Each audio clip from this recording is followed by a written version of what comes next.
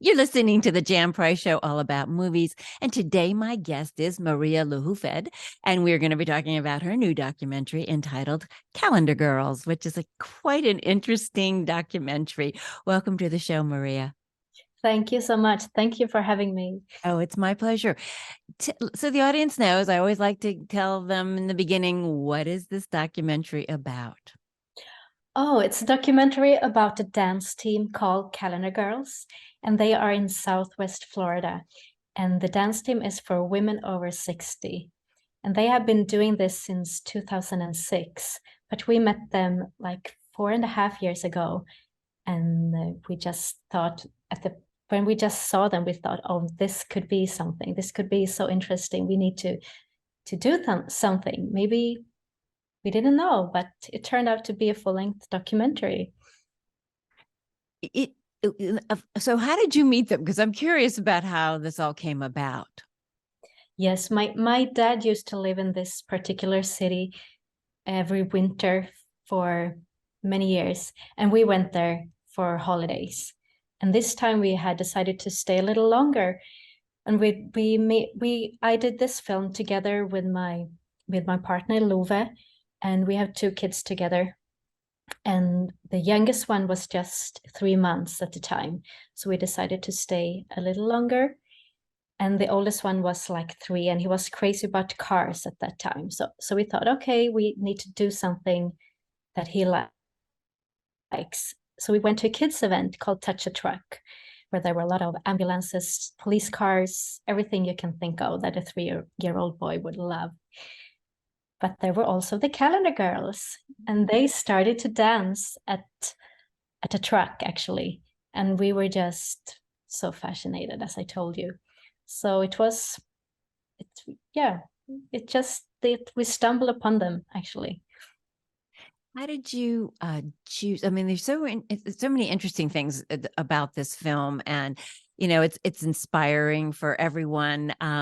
It's interesting that my other interview that I'm doing today is called "My So-Called High School Rank," which is about high school students getting into college, but also pursuing the arts. Many of them are going, pursuing acting and singing and dancing, and there's actually a musical in it. And I thought, what a great juxtaposition with this film. Here are those are teenagers starting their journey, and these are women over 60 who have lived their lives and yet are finding their inner joy through dancing and entertaining at this stage. I thought, what a wonderful, bookend to both of these films for people to watch, actually. So tell us a little bit, because it is kind of it's a golden year story about, but how did you choose? Because there's quite a few women in this group, the Calendar Girls. Let's talk about the woman who started the group and why she started it, and then some of the various women that you decided to follow in more detail.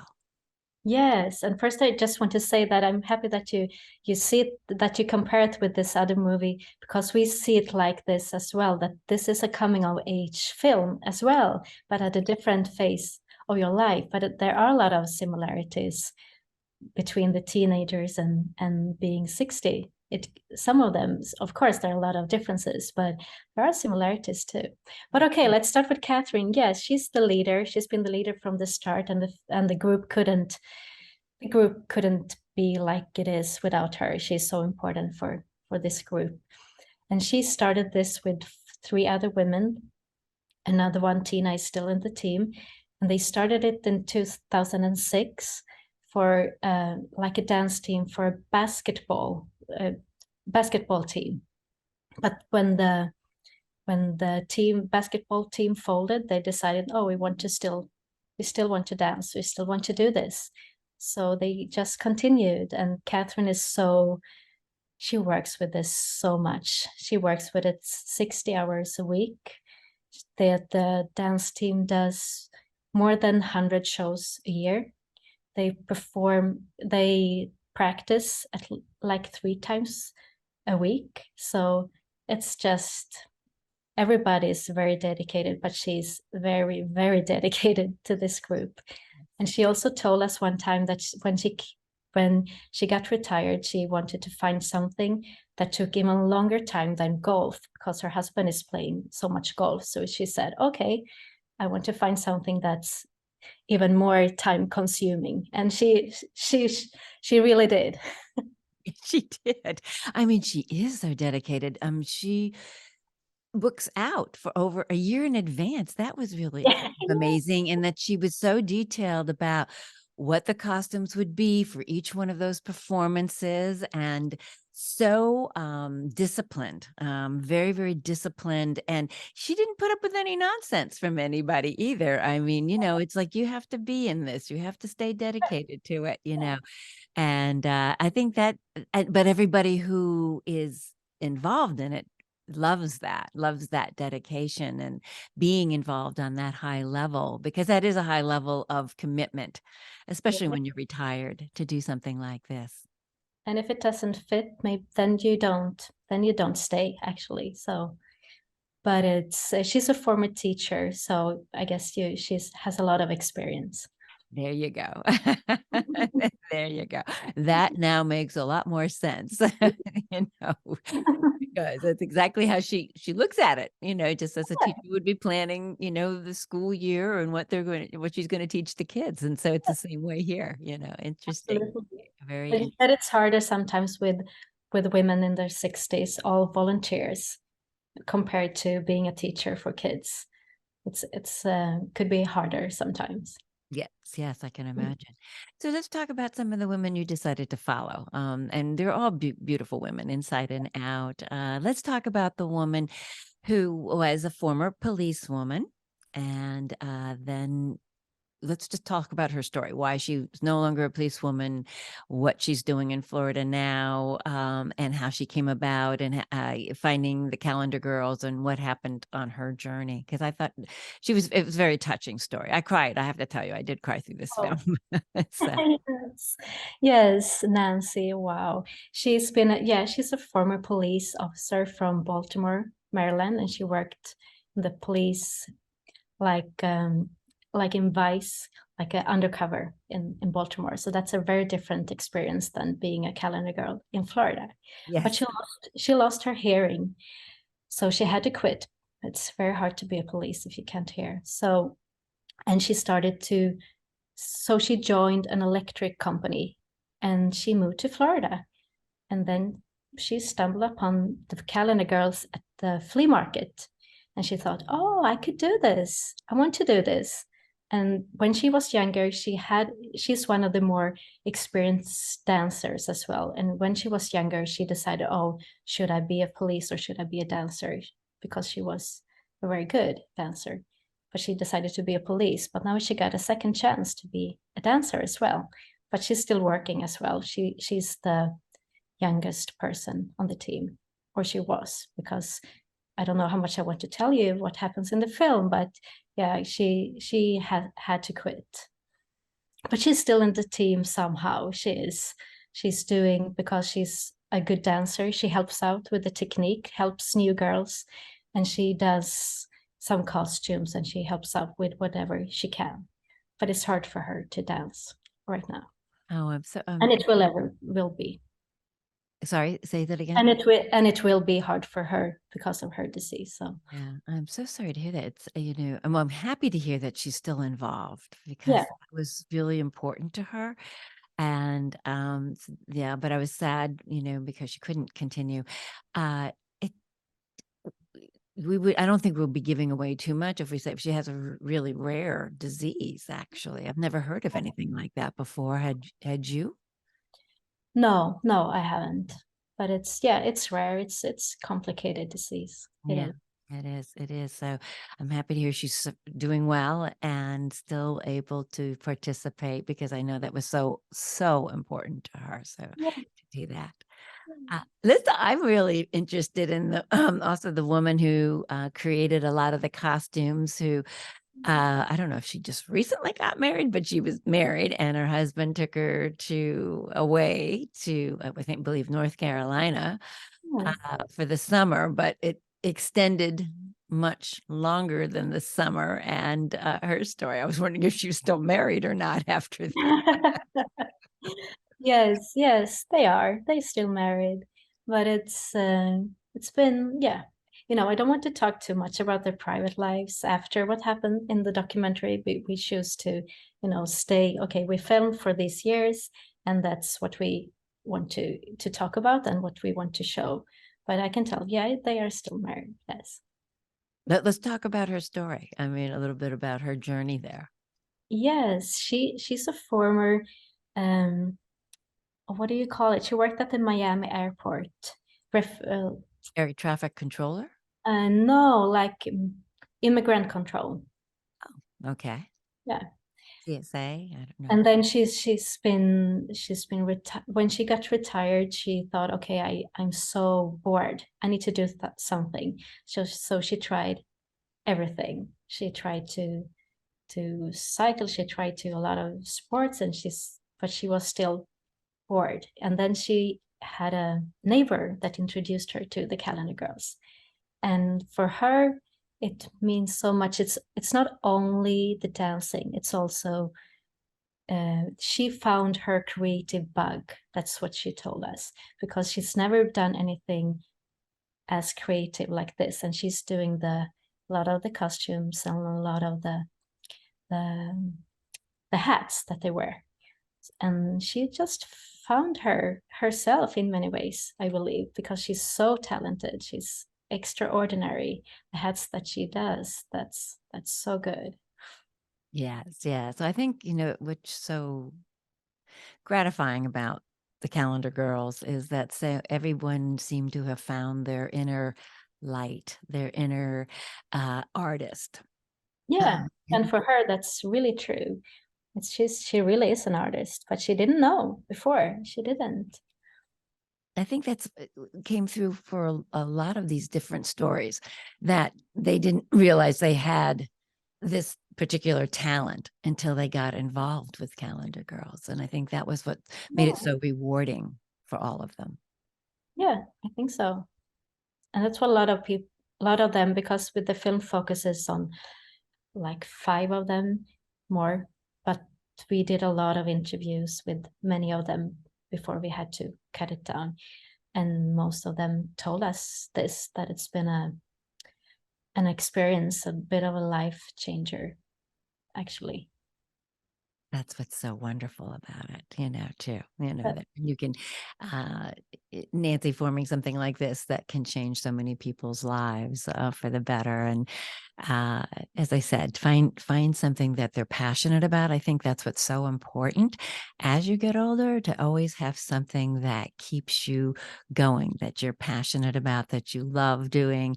It gives you a reason to get up out of bed every morning, because so many people retire and then you don't do anything and just sit in front of the TV, which we saw also, uh, you know, on another, and a little bit, but not with the women. So, but it's also a big difference from being or 60 these days from being 60 like 30 years ago. If you have the health, and many are healthy, then you have so much to give. It's a big difference being a grandma these days than from my grandma when I was younger. So totally, totally. And every year they say, well, the 60 is the new 40, and and yeah, it changes all the time. 70 is the new 50. It's ageless. And as long as everyone has their health, which is the most important thing yeah, that we all have. I mean, that's it. You may not have money, but as long as you have your health, you're a rich person. Because once that goes, the quality of life goes also. I love the discussion talking about quality of life that the women had about assisted suicide. Let's get into that a little bit yes, too, because I thought that was really interesting how they were all talking about that. yes, it was. Yes, we filmed that one late evening, and we were so tired. We actually we had filmed all day with Nancy dancing, and we had decided to film them, these four women, when they met at friend's house. But we didn't really know what would happen. We just thought, okay, discuss. We had some topics that they could discuss if they wanted to, but we just rolled and they just started to talk like women do, that like we all do when we just sit down with friends. And then they happened to start talk about assisted suicide in a very, actually a very, it's actually in a very funny way. Yes. So it was very hard for me and Love not to laugh. Actually, we were standing behind our cameras and just trying not to make any sound, because it was a very special situation. And that just happened, and we're so happy that they wanted to share this, because I think people talk about this. You talk about it with your friends. Of Yes. course you do. So I think so many people think that assisted suicide is something that we should make legal, and it should be able to die with dignity if you choose to, if your quality of life is no longer the way you would want it to be. I think that, personally, I think that's something that we should be allowed to do. I mean, it's our life, but I loved how they were describing the best way to do it and how men would do it and how women do it. and not leaving any traces, because they've been taking care of everyone in their lives, and also when they die, they still don't want anyone else to pick up for them. So that's, yes, it's funny, and it's yes, It it's was. so important that we discuss these things, I really think. I think so. I think so. I mean, certainly with our families, and our loved ones, I think it's an important conversation to have as you're getting older. Definitely. I really do. Let's also talk about she was beautiful. I mean, the woman with, and I'm so sorry, I don't remember everybody's names. Oh, But actually don't think I get her name in the film. Her name is Patty. I know, she's so beautiful. Oh, she's gorgeous, really gorgeous. And she went off because her daughter had a baby. So she went up to help take care of the baby. But then she decided she wanted to come back, It's about the struggle being a grandma and still wanting to experience your own life. She wants to do both, and I think she can. You don't have to be only a grandma or only a calendar girl, but it's, of course, with the calendar girls, it's a lot of work. So yes, but she's the new member in the film, so we follow her when she gets into the group.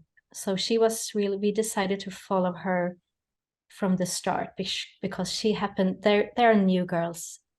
There are always new girls in the calendar girls, always. But she happened to be the new girl when we started to film. So she happened to be the character in this film. And we're very grateful for that, because we love her so much. And she's so beautiful, and she's practicing so hard to do this, because she really wants to. And she shared so much of her life with us. So we're really grateful for that. No, she's beautiful inside and out. And and then her journey, and We're then still sorry. We're still friends with all of them, and she's fabulous. I was going to ask you that. Have you continued to follow them? Have you thought about doing a follow-up, or are you just following up with them because you spent so much time with them? Well, we're not planning on doing a follow-up. I think we have to move forward to something else. But of course, we're in touch. We're in touch with them, especially the women that we filmed so much with, because we filmed for so long, like 2 years. We went back and forth from Sweden to Florida with our 2 kids, and bringing Love's parents with us as grandparents, as babysitters. So we invested so much, and we spent so many hours. So you get close to at least some of them. So yes, we are in touch.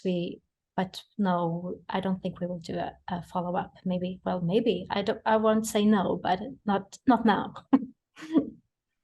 What was the hardest part? You said you shot this over 2 years. Was it during COVID when you were shooting? Oh, we were so lucky. The last thing we filmed was in January 2020. Oh, And good. we had decided our plan was to go back to Florida one more time and to film a few things. But we realized after a while that we couldn't, because the borders were closed. So we had to hire cinematographers in Florida to help out with some parts.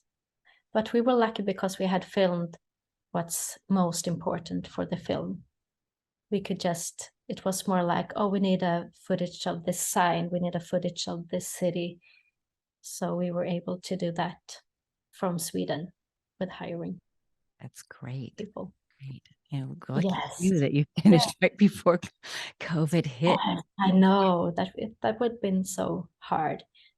They stayed home for a few months, like everyone, and filmed themselves, danced. They still practiced, but from their homes, sending videos to each other. Then they started to meet up at the parking lot and danced at a distance and with the masks on and everything. So And yeah, so they never stopped. they continued during COVID to continue. Yeah, they continued, not at the same level, of course, but they continued.